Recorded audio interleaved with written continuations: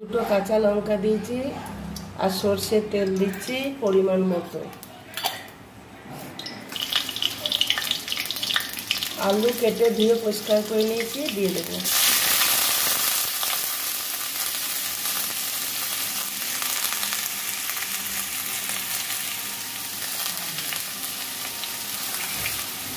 Half চামচ লবণ দিচ্ছি, 1 চিমটি হলুদ দিচ্ছি।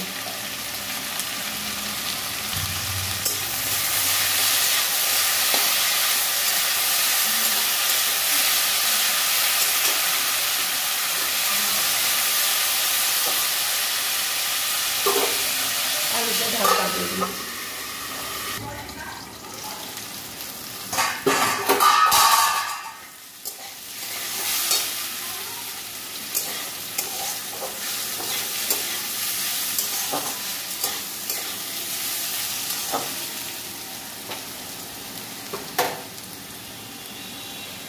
দুটো পেঁয়াজ কেটে রেখেছি, দিয়ে দিচ্ছি।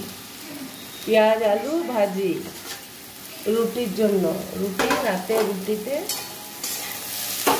খাওয়ার জন্য।